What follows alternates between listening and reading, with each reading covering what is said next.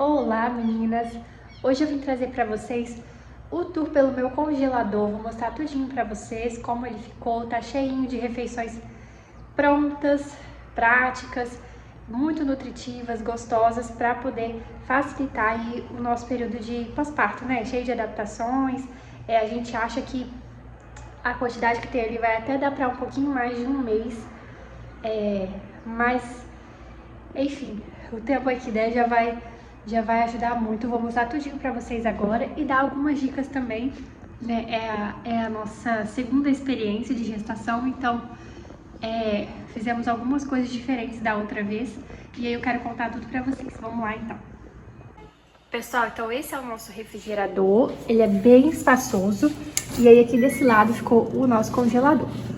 Então vamos lá, na porta vocês vão ver, ó, tem pães que eu fui fazendo. Então toda semana eu fazia um pão, eu tirava um, fatiava e guardava. Então acabou resultando em um estoque muito bom de pães. Aqui tem leite. E aqui tem mussarela. Essas coisas são de lanches então, né, pra gente poder consumir.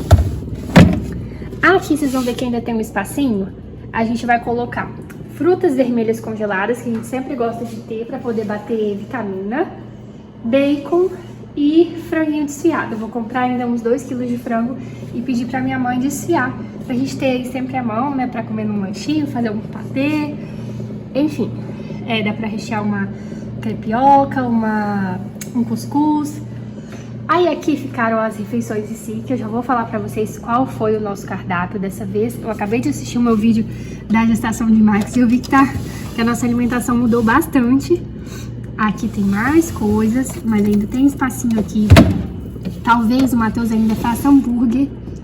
Aqui tem mais coisa e aqui também tem mais coisa. Então tá bem lotado, mas ainda tem um espacinho ou outro. Vamos lá então agora que eu vou conversar com vocês sobre a nossa estratégia para esse pós-parto. Então, pessoal, nesse pós-parto, a nossa estratégia foi um pouquinho diferente no sentido de focar mais nas proteínas. Acaba que a maioria ele tem carboidrato junto, né? Então se é uma carne, ela tem batata e cenoura. Se é o escondidinho, a base dele é abóbora, é um aipim. Mas eu digo assim, né? Não fizemos arroz, não fizemos feijão, macarrão, ervilha. Eu vi que a gente fez tudo isso no outro pós-parto e nesse nós não fizemos. E aí a gente vai fazendo sob demanda, o que dá. Então o arrozinho é muito fácil de fazer, né? A gente bota pra fazer enquanto esquenta, por exemplo, no escondidinho. O feijão, a maioria das refeições ele nem combinam com feijão, mas aí quando a gente quiser comer, eu posso pedir talvez a minha sogra ou a minha mãe para cozinhar um feijão ali fresquinho e a gente já consumir na semana. E uma salada, né, que aí na medida do possível a gente vai consumindo também. Então o nosso foco foi realmente em pratos bem nutritivos, cheio de proteína, boas gorduras, para a gente se sentir bem alimentado, que na outra vez a gente sentiu que a gente falhou um pouquinho nisso, né? A nossa alimentação era um pouquinho diferente, era mais pro lado fitness.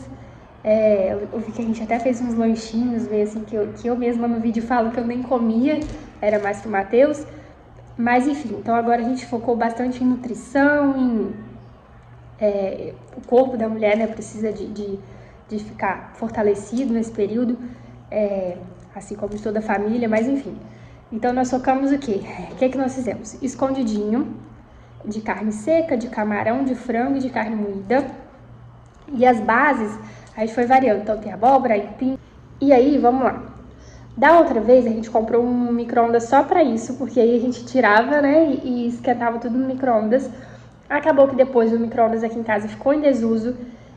Eu estudando mais sobre alimentação vi também que não era um bom negócio, então eu acabei me desfazendo dele. E aí dessa vez a gente fez, por exemplo, o escondidinho, né? Ele já tá assado, então um dia antes, né, antes de dormir, assim como eu já faço com as refeições aqui em casa, um dia antes eu tiro, né, do congelador e coloco na geladeira. E aí na hora de esquentar o escondidinho é só colocar no forno, ele já vai estar pronto, ele tá assado, prontinho pra comer. É só pra esquentar mesmo, né? Bota um arrozinho pra fazer e tá tudo certo. Os outros pratos é a mesma coisa. Se não for pro forno, é só colocar numa panelinha e esquentar. Então ali também tem torta capixaba, não sei se todo mundo conhece, mas é uma torta que ela tem como base, assim, muitos mariscos, e aí vai bastante ovos nela, é bem nutritiva mesmo. Então na Páscoa a gente aproveitou e já fez um monte de tortas para congelar. A gente comeu só uma, e uma torta assim bem pequena a gente comeu, na verdade, dividiu para os nossos pais, e o restante todo a gente congelou. Foi uma estratégia nossa, já vou falar sobre isso. Carne de panela, tem ali músculo, tem lagarto, e aí todas já com legumes dentro. Estrogonofe, o estrogonofe ele já fica prontinho. Se você fizer ele com creme de leite fresco, você pode congelar tranquilamente, que o creme de leite não vai talhar. Quando você esquentar, vai estar perfeito. Mas a gente não fez, a gente não tem esse costume ainda aqui de usar creme de leite fresco, ainda fica um pouquinho também acima do nosso orçamento. Então a gente tem ali as caixinhas de creme de leite, a gente vai esquentar o estrogonofe e adicionar o creme de leite. Se tiver um milho, uma azeitona, o que tiver também, a gente pode adicionar um palmito, um cogumelo, enfim, né? Então tem a base do estrogonofe ali congeladinha, temperadinha, e aí é só depois complementar. Temos também fricassê de frango e dobradinha. São esses os pratos que a gente tem. Vocês podem ver que são, como eu disse, né, pratos fortes mesmo, visando realmente a nutrição. Então vamos lá, conselhos para vocês do que fizemos diferente dessa vez. Da outra vez eu fui tentando fazer assim, hoje eu vou cozinhar, vou fazer estrogonofe aqui para casa, e aí eu já vou fazer 3 quilos a mais de frango para poder congelar, né? E aí eu ia lá, congelava. E na outra semana eu vou fazer tal coisa. Só que chegou faltando, acho que 2 semanas para eu ganhar neném, eu ainda tinha muita refeição para preparar. E de todo modo, como era em grande quantidade, eu também tinha uma sobrecarga, né? Porque era muita comida para fazer. E aí, o que eu fiz dessa vez? Aceitei ajuda, pedi ajuda, na verdade. Então, minha sogra e minha mãe também fizeram um pouco de comida. A gente fazia toda semana, né? A gente comprava alguma coisa e deixava com elas para elas prepararem. E aí elas só me entregavam, eu só porcionava e guardava. Foi muito bom. Então, algumas coisas ali fui eu quem fiz, algumas coisas minha mãe fez e algumas coisas a minha sogra fez. Isso aí ajudou demais e fez com que, hoje, por exemplo, completei ontem 38 semanas, mas aquilo ali tá tudo pronto, eu acho que, sei lá, desde 35 semanas ou até menos, tá pronto já tem muito tempo, né? Realmente a gente conseguiu se programar e ficar, assim, livres disso já com um prazo bem maior dessa vez. Então, foi muito mais leve, muito mais prático e eficiente eu fazer dessa forma. Agora, se você não tem essa opção, aí tudo bem, né? Eu recomendo que você faça assim como eu fiz a outra vez. Vai fazendo, hoje eu vou congelar alguma coisinha, né? Amanhã eu cozinho mais alguma coisa e faço a mais e congelo também. E aí você vai conseguindo fazer o seu estoque ali. Mas, se for possível, peça ajuda. Foi muito boa a experiência de pedir ajuda. Agora, vamos lá. Outra coisa que fizemos diferentes fomos mais verdadeiros com relação à quantidade que a gente come. Da outra vez, algumas refeições ficaram muito pequenininhas pra gente. E aí, como eu disse lá no início do vídeo, às vezes não era nem a comida que não era forte o suficiente, né? Mas era a quantidade que a gente preparava, que tinha que render para almoço e janta. E aí isso atrapalhou um pouco, né? Que aí às vezes a gente comia uma marmita que a gente tinha calculado que era para almoço e janta, a gente comia só no almoço, ou então deixava para almoço e janta, mas aí tinha que comer alguma outra coisa junto para complementar. Então não ficou uma coisa assim 100% justa. Então dessa vez a gente foi bem generoso, vocês viram ali as marmitas bem grandonas. Eu vou até mostrar de novo para vocês. Tem marmita ali de 3 quilos, de 2,5 kg, tudo bem que agora também tem o Max que come, né? Mas enfim, a gente quis ser verdadeiro e que sobre mesmo para o outro dia, a gente come de novo a mesma marmita, não tem problema, mas que a gente possa se alimentar realmente bem. E uma outra estratégia que eu quero usar agora é não esgotar esse estoque. Então, assim que eu puder, eu quero começar a fazer, por exemplo, sei lá, uma vez na semana, né, voltar a cozinhar. Uma vez na semana fazer um bife de fígado ou um coração. A gente gosta muito aqui em casa de comer esse tipo de víscera, né?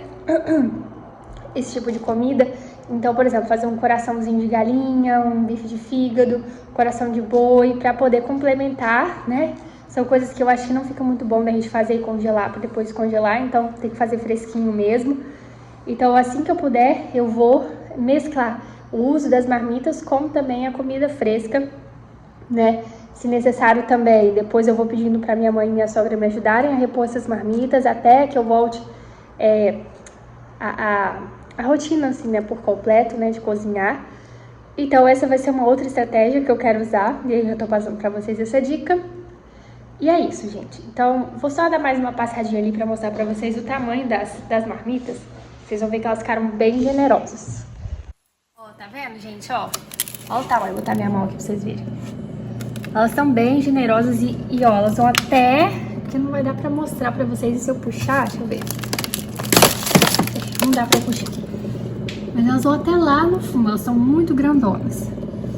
Aí aqui tem das menores também, mas por exemplo aqui, ó, é de estrogonofe, ó. Tá bem cheia, sem caldo nenhum praticamente. E aí depois havia o caldo, né?